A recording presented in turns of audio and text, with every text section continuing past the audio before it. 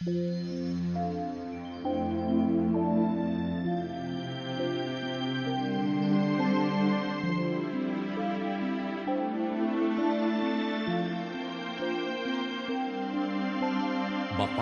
ang bumabasa at ang nangakikinig ng mga salita ng hula at tumutupad ng mga bagay na nangasusulat doon, sapagkat ang panahoy malapit na.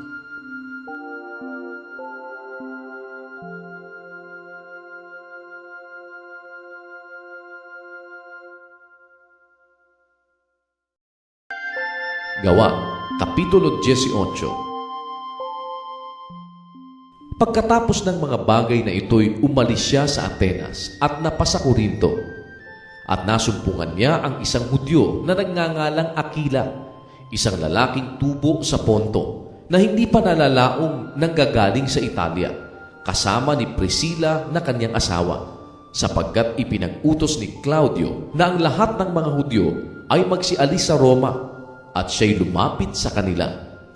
At sapagkat ang hanap buhay niya'y gaya rin ng kanila, ay nakipanuluyan siya sa kanila, at sila'y nagsigawa, sapagkat ang hanap buhay nila'y gumawa ng mga tolda.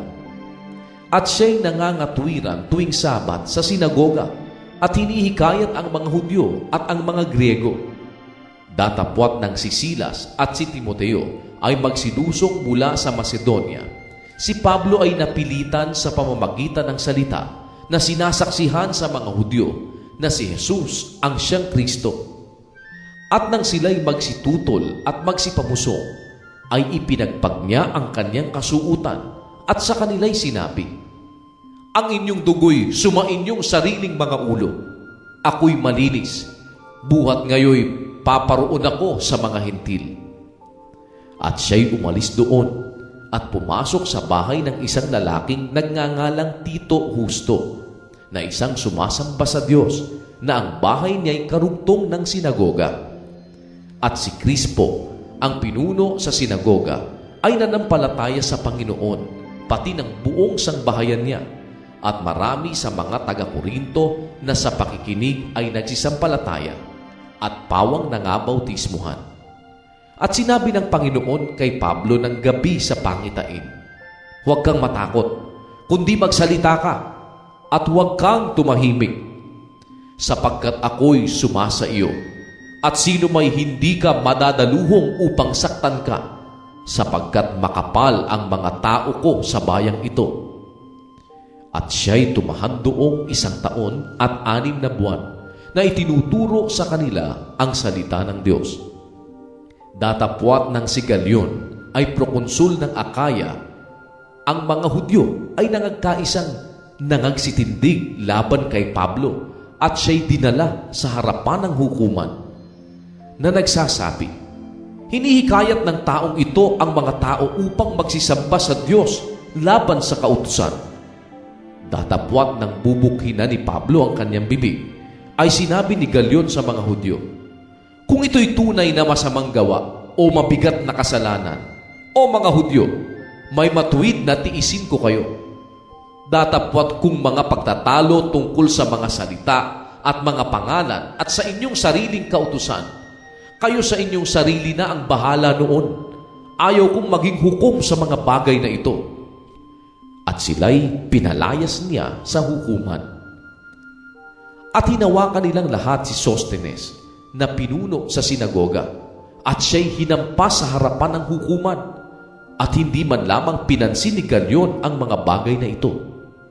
At si Pablo, pagkatapos na makatira na roong maraming araw, ay nagpaalam sa mga kapatid, at buhat dooy lumayag na patungo sa Syria, at kasama niya si Priscilla at si Aquila, na inahit niya ang kanyang buhok sa Cencrea, sapagkat siya'y may panata.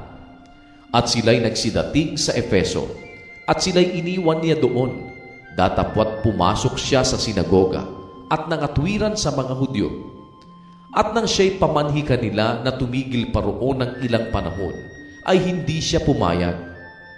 Kundi nang siya'y nagpaalam sa kanila at nagsabi, "Babalik uli ako sa inyo kung loobin ng Diyos," siya'y naglayag buhat sa Efeso. At nang makalunsad na siya sa Cesarea, ay siya'y umahon at bumati sa iglesia at lumusong sa Antioquia.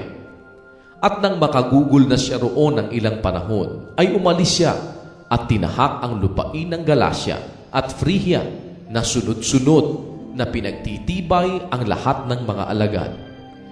Ngayon ang isang Hudyo na nagngangalang Apolos, na isang Alejandrino sa lahi at taong marikit mangusap, ay dumating sa Efeso at siya'y makapangyarihan ukol sa mga kasulatan.